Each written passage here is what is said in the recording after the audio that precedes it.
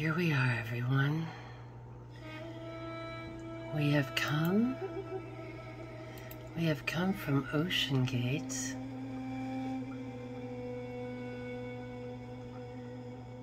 And we have landed in the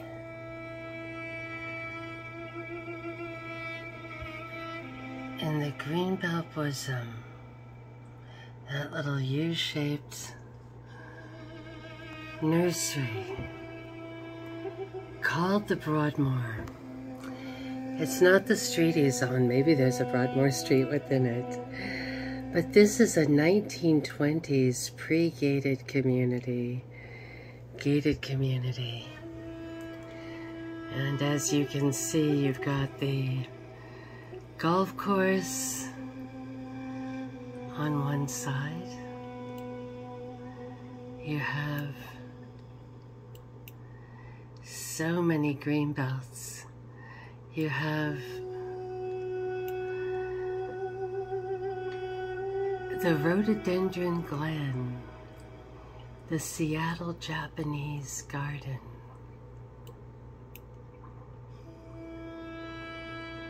All along this kind of post-Inverness parkway. And that is where our friend is nestled. Most people in Seattle don't even know the Broadmoor even exists. It's really at the top end, if you can see this. And it's not oceanside, it's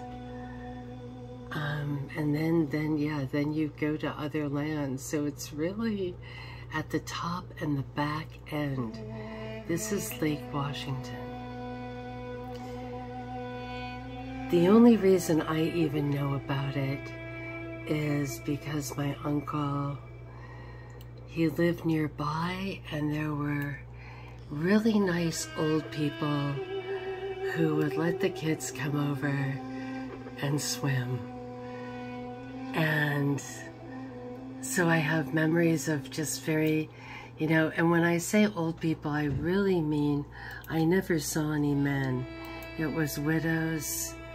It was just, you know, widows living in the Broadmoor.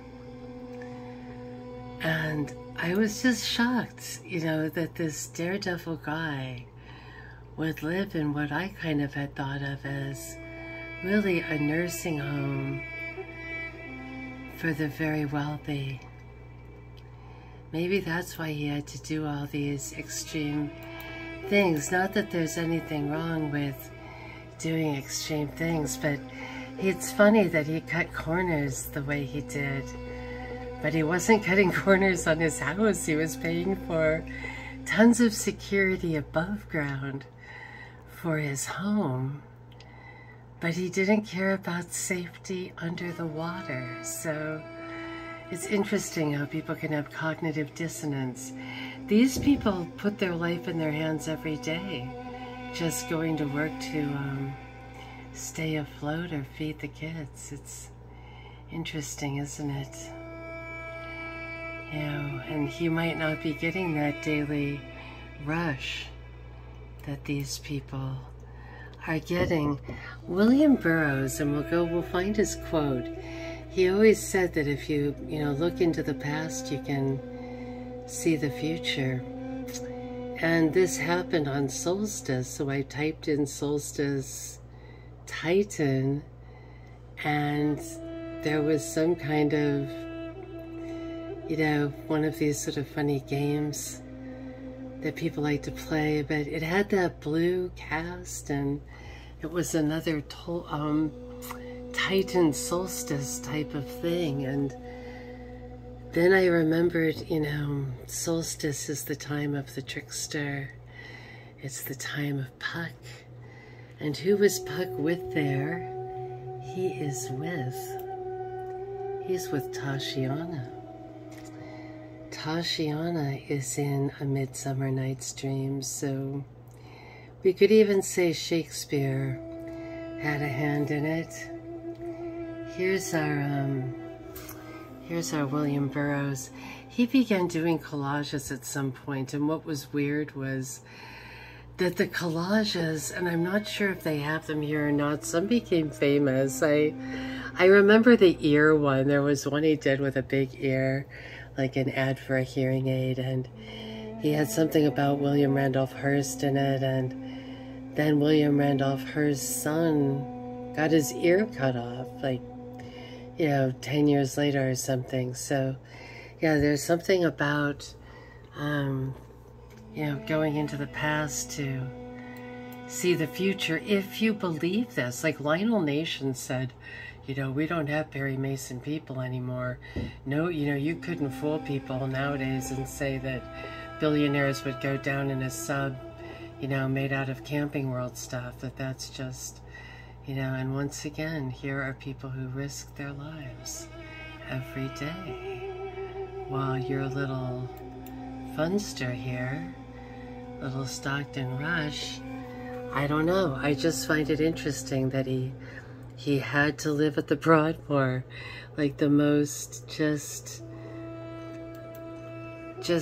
safe place on the planet. It's just hilarious, and yet he would do that. He would spend all this money to live in this particular place, and yet not on, where he sadly perished. I'll try to end this though with a better sort of story. Let me see. There's one here. Darn, did I lose it? No. Okay.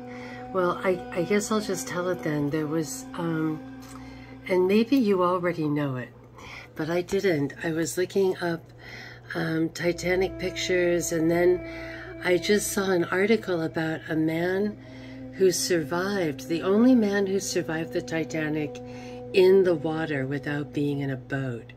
And he was hanging onto the edge of a boat, but everyone else who was doing that froze to death. And let me see. Let's look him up. Charles Laughlin, drunk on the Titanic.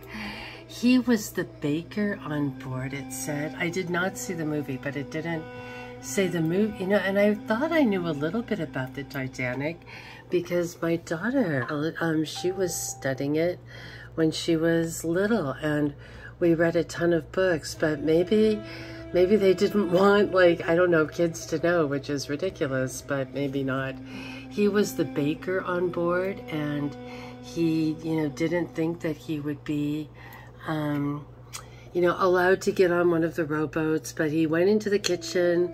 Remember, the Titanic sank pretty slowly, and he got loaves of bread and food and put them on the rescue boats before they went down. People said he was really helpful, and then when it started to go down, he was pushing all kinds of, he was pushing stuff down and just doing his best, and then he drank a bottle of whiskey. He did have access to the kitchen. He drank a bottle of whiskey. That wasn't enough. He drank 2 bottles of whiskey, and then he swam out, and the people at the boat let him. They were afraid he might capsize at getting on, but he just sort of hung on something, and he said he never even felt the cold, and his head never went down. And people kept saying, "You drank a bottle of whiskey," and he'd say, "No, I drank 2." So there, we had to have a good one. And also Doc's cat saved him this week, and he said the cat will now get half and salmon every day. So here we are in our little trickster midsummer Titan.